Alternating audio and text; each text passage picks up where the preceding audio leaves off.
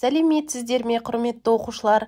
Бүгін біз А дыбысы және әрпімен танысатын боламыз.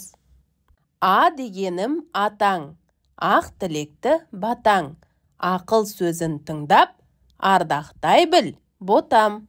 Айбат шегер алыстан, аң патшасы арыстан. Балалар, арыстан сөзінде неше дыбыс бар? Иә, дұрыс айтасыңдар. Арыстан сөзінде 7 дыбыс бар.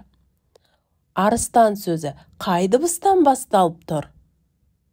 Өте дұрыс. А дыбысы мен әрпінен басталып тұр екен. Ендеше арыстан сөзін буынға бөліп қарайық.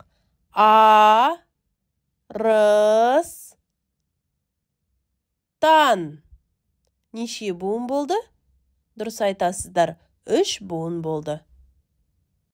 Ендеше барлығымыз А дыбысын қайталайық. А.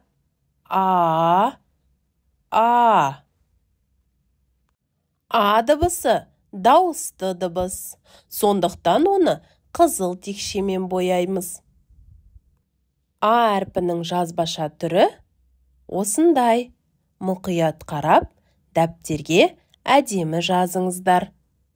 Ал ендеше барлығымыз А дыбысынан басталатын сөздерді бірге айтайық.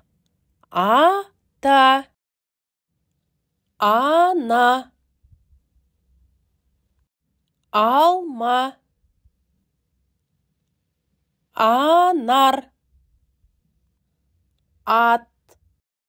Байқағандарыңыздай, балалар, А дыбысы сөздің басында, соңында, ортасында келе береді екен.